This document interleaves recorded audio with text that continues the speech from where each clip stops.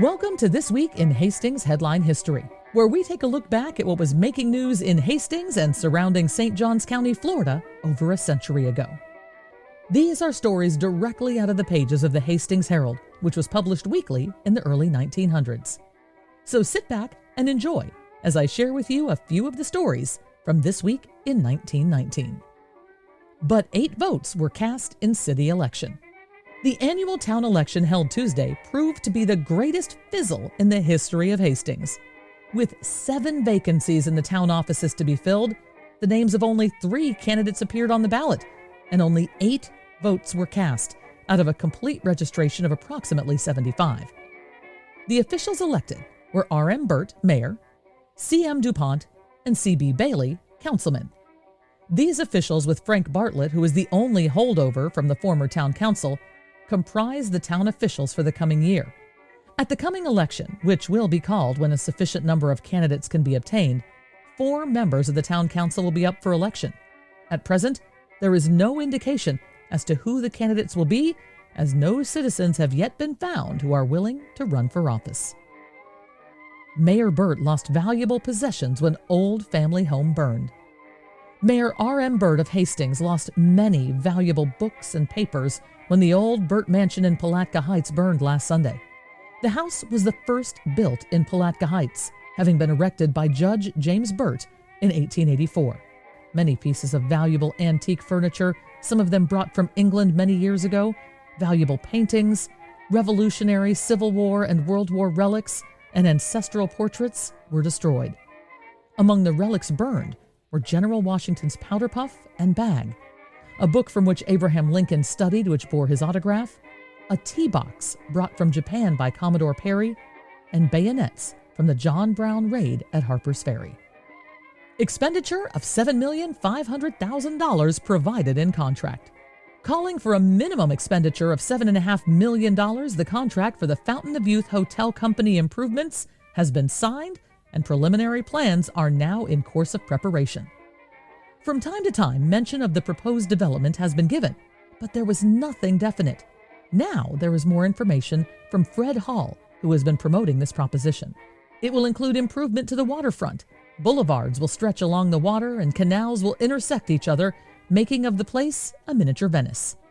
The beach will be developed, a hotel and cottages being planned at a point almost opposite the Fountain of Youth.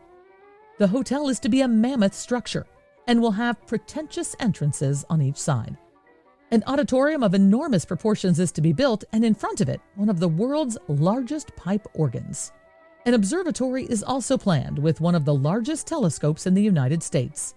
For the pleasure-loving younger element, there will be an ice skating rink. A roof garden on the hotel will round out a very comprehensive plan for an ideal winter resort. Building alterations.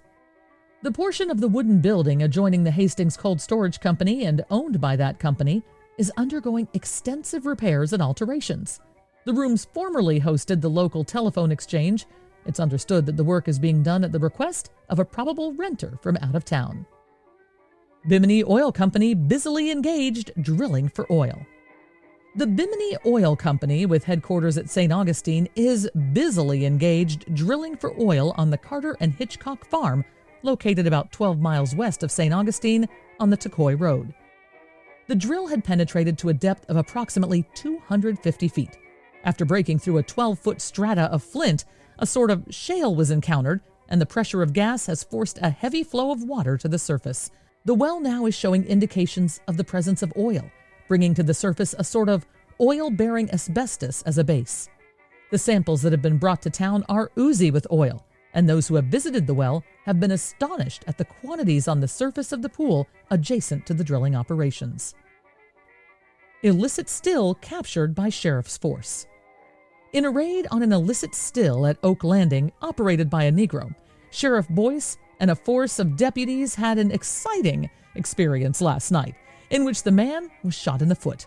The sheriff learned of the copious supply of liquor in that section, and on visiting Oak Landing, he was convinced that the booze was manufactured close at hand. He suspected a Negro man who resided close to the mill. The officers went to the house and found a woman there. She said her husband was at what in turpentine camps is known as the juke, or a place of amusement. The officers waited from 11 until 1 o'clock before the man appeared. The sheriff's deputy, and officers surrounded the house, and when the man came into the clearing, the deputy rushed forward armed with a double-barrel shotgun. He ordered the man to throw up his hands and was answered by a shot from a pistol the man was carrying. The man turned to run, and the deputy fired 3 shots, one taking effect into the suspect's foot. The man succeeded in gaining the house and slammed the door. When officers searched, they found him hiding in a bed. His foot was bleeding profusely, and he was anxious to have it attended to. A search of the premises revealed 2 10-gallon kegs filled with mash that had already soured, also nearly 5 quarts of freshly made moonshine. A primitive still was taken by the officers, and the man, his wife, and another man placed under arrest and brought to the county jail. From the editorial section. This week we have an editorial from the Hastings Herald in December 1919. This one shows that, although 100 years have passed, some things never change. The topic? Affordable housing. It is titled, The Housing Situation. In at least some respect, Hastings is as metropolitan as any of the big centers to the northward, and that is in the scarcity of available living accommodations. A careful canvass of the city during the week just past has revealed the fact that, although there are a few houses for sale, there appears to be not one for rent. According to prominent businessmen of the city, the reason for this lies in the fact that people are not building to accommodate increasing demands because of a tendency on the part of possible builders to await a possible reduction in the cost of building materials. The hope of such a reduction seems to be largely without foundation. The prominent engineering and building companies of the country are proceeding on the assumption that building costs will not be lower for years, and that probably they will never be lower.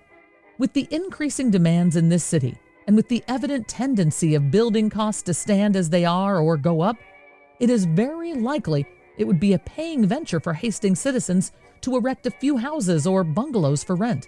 At present, there are several men employed in this city who are obliged to keep their families elsewhere because of the inability to obtain living accommodations here. Such a condition certainly does not tend to hold men in Hastings, to say nothing of inducing others to come here. Did you enjoy this week's Talk of the Times? Make sure to follow the Hastings Main Street page to hear new episodes when they come out. I hope you enjoyed this week's edition of Hastings Headline History. This podcast was brought to you by Presenting the Past, bringing history back to the present through historic presentations and the sale of treasures from days gone by. This episode was written and produced by me, Michelle Murillo, with the aid of vintage copies of the Hastings Herald.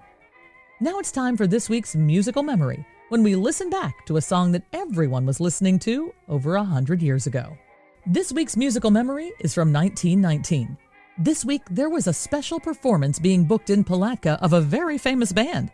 They were called Vicella's Italian Band and had recorded a number of albums.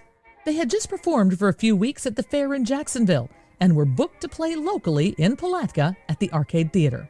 So how about this week we listen back to a song the people of Palatka may have been listening to live in the Arcade Theater this week in 1919. Here's Vicella's Italian Band with The Last Hope.